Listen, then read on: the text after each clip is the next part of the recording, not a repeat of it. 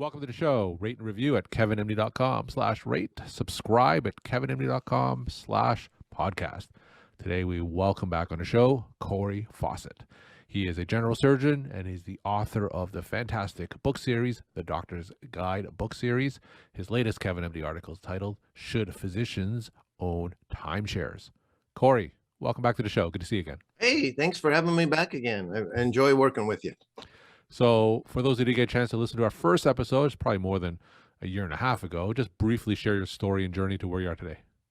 I became a general surgeon almost 30 years ago and moved back near my hometown and practiced my whole life in that practice. And by the time I was in my early 50s, I was ready to branch off and do some other things in life. And I retired early and have spent my time since then traveling the world and teaching other doctors how to do better with their finances and have a better life in medicine. So you've been doing this for years now. You have, I believe, 6 books now to help educate doctors about personal finance and investing and eliminating debt. Tell me about the evolution of that. Are doctors better now than when you first started out when it comes to personal finance? I don't think so. Why do you say that? I think there's not enough people out there teaching them to do it better. And so too many people are still doing it the same way. I think what do you mean there are by too that? many. When you say they're doing it the same way and do it better. So what's the one thing that they could do better? Get rid of debt. Yeah. Okay. So in my debt book, one of the things I coined was the phrase a diabetic neuropathy. We go through so many years of we just borrow money and we get to defer it. So we just keep throwing it on the pile. After years of that, then we don't really feel what debt means to our life. We're totally numb to the effects of debt. And so when that happens, somebody comes along and offers you can buy this car for, a few easy monthly payments. You just fall for it because, hey, I can just borrow that money, throw it on the pile. And you go on like that. And then pretty soon you're under this pile of debt. And we're reading about the horrible debts that doctors are dealing with. And much of it is self-imposed. Even student loans, if you get to feeling like you can go anywhere you want and it doesn't matter what you borrow, then you can end up being in such a big hole that it's very difficult to get out of, even with a doctor's salary. So people get into these ruts and they watch other people do these same mistakes, and then they just keep perpetuating it. And I don't think we're doing well enough getting out of those kind of things. And when you go and give lectures to other physicians, or you have physicians who give feedback on your book, and the first thing you say is really just to address that debt, what's the response that you typically get from physicians? The biggest thing I hear is, oh, but it's low interest debt, as if somehow that's different. I liken this to the patient who comes in and they're smoking 20 packs a day, and you say, listen, you got to stop smoking cigarettes. And they come in next time and say, well, now I'm down to 3 cigarettes a day. And they think they've done this great thing from cutting down from high cigarette use to low cigarette use. And I said, no, the goal was no cigarettes a day, and you're still smoking.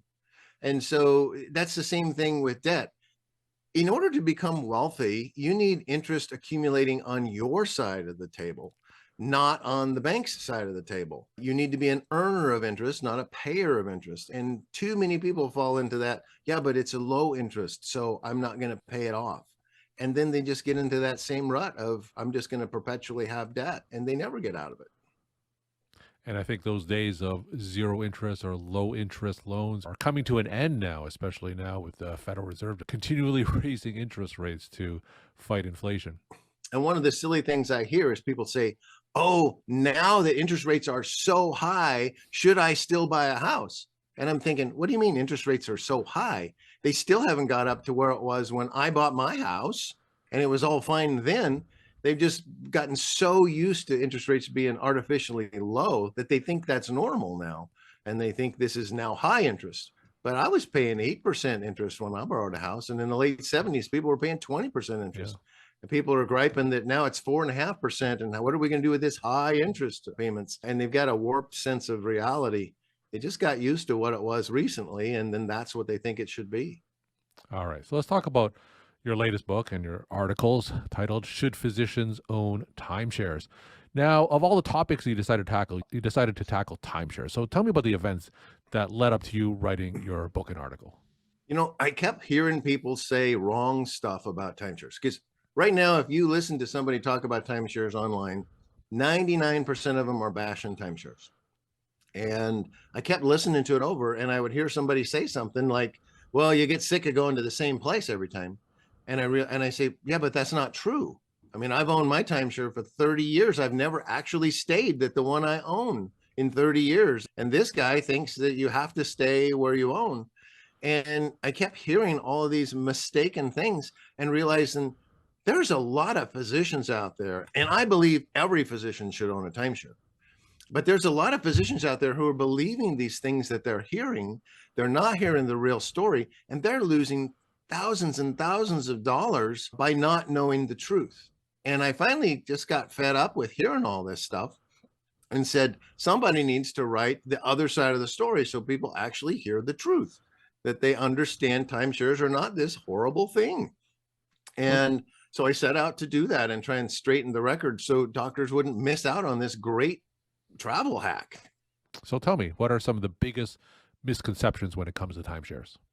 Oh, well, one of them I just mentioned, that you have to go to the same place all the time.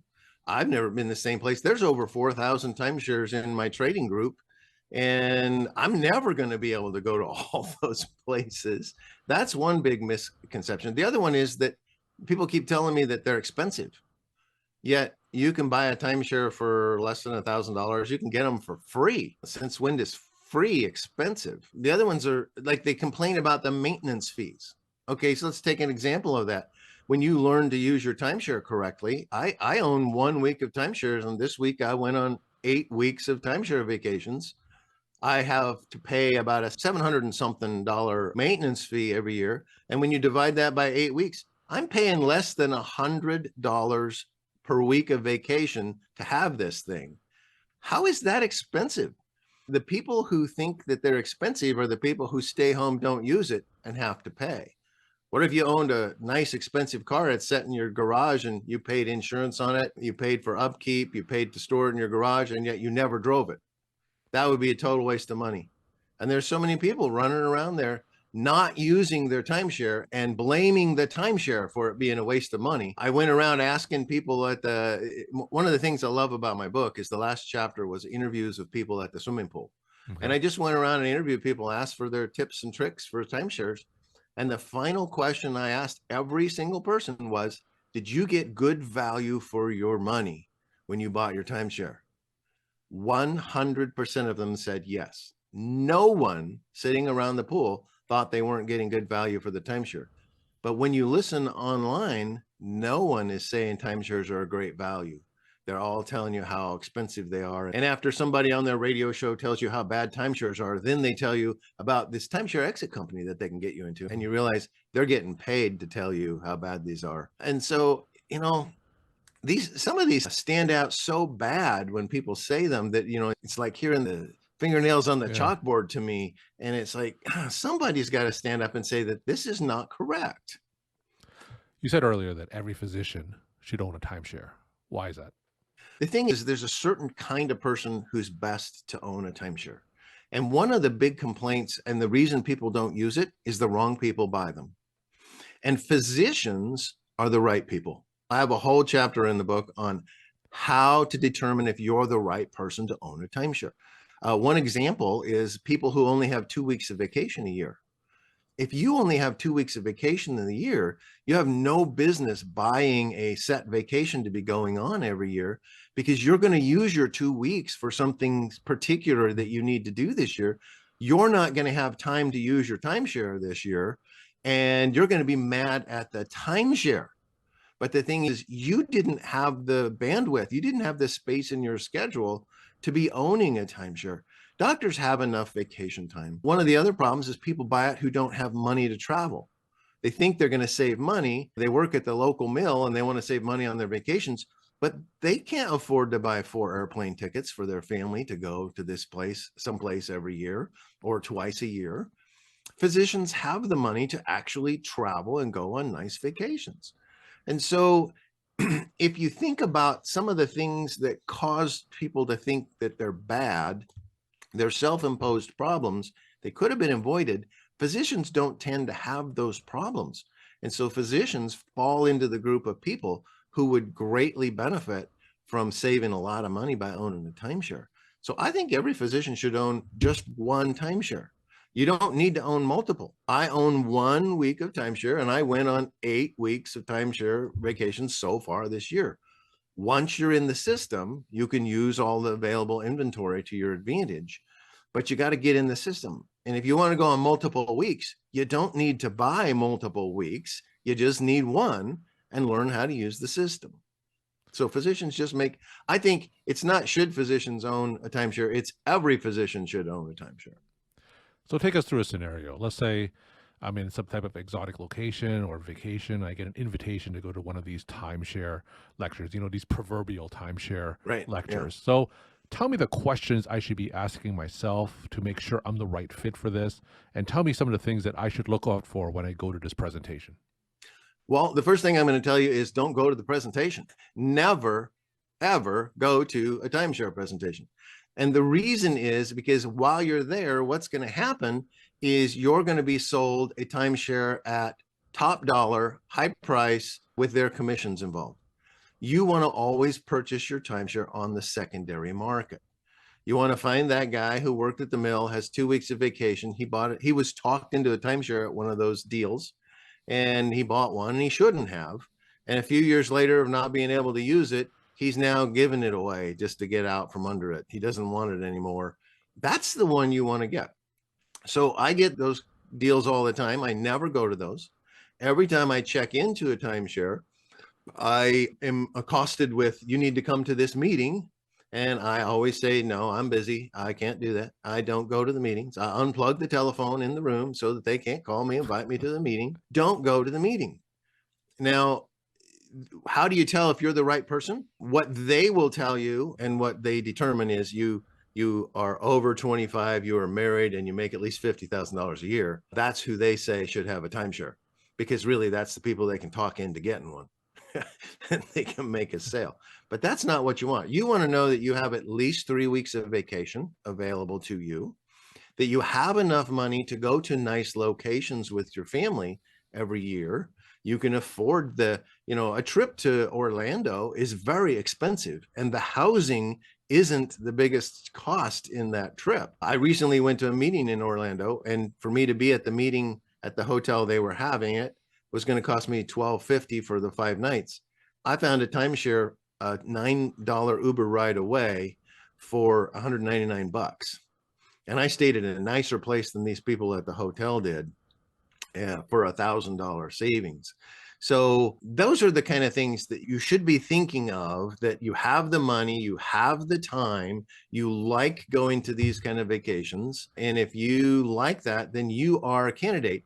But never go to the sales presentation, because you don't want to be talked into buying one at full price. In fact, I did that.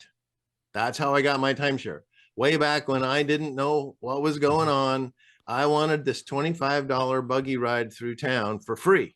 So I wanted this free $25 thing. I was a resident. So I went to this timeshare presentation to get my free gift, right? I was going to say no, but my wife said, sounds good to me. Let's get it.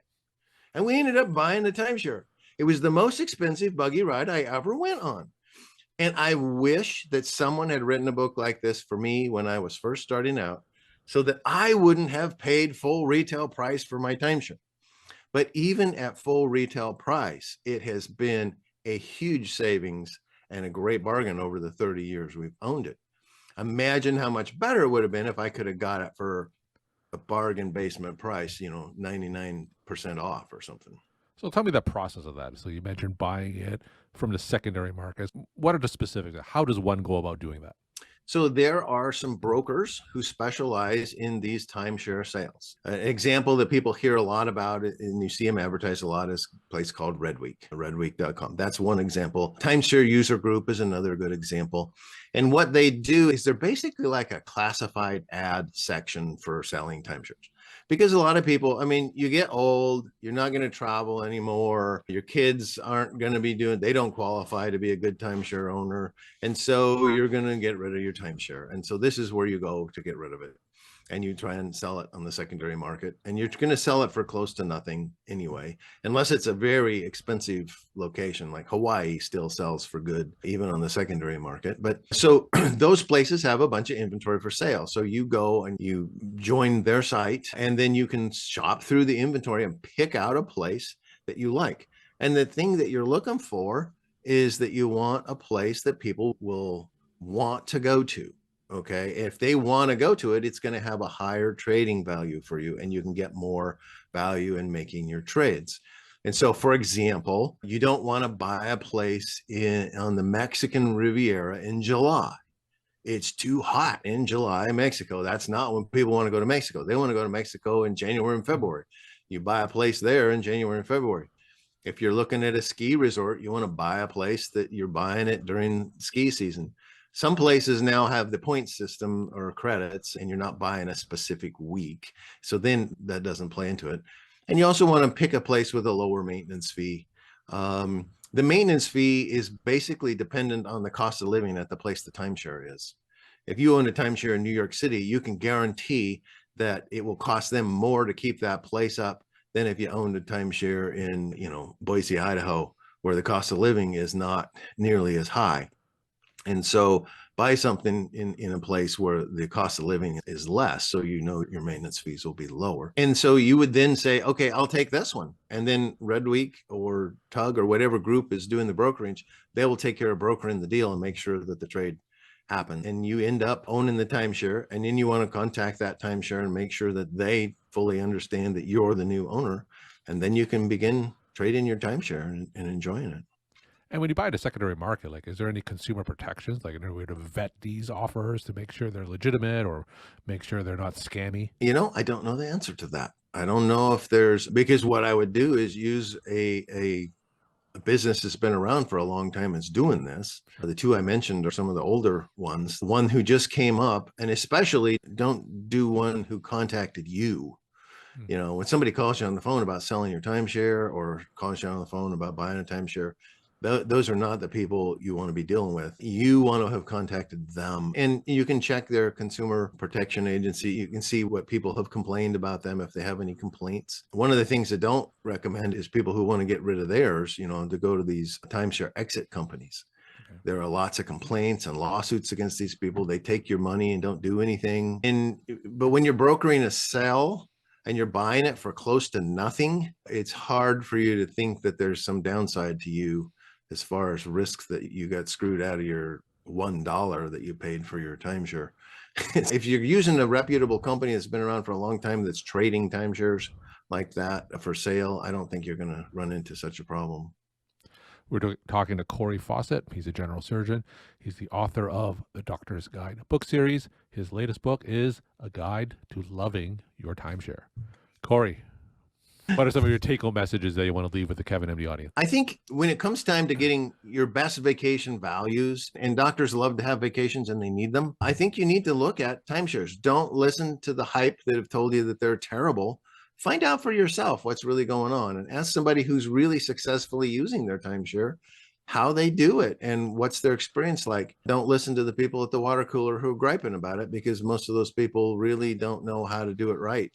If they knew how to do it right, they wouldn't be griping like that. And if you find out the true meaning of what it's like to own a timeshare and what you get out of it, I think you're going to find great success and happiness and save hundreds of thousands of dollars on vacations over your lifetime. So I would say the biggest take home is get the right story. Don't listen to the rumors. Cory, thank you so much again for coming back on the show and sharing your time and insight. Well, thanks for having me.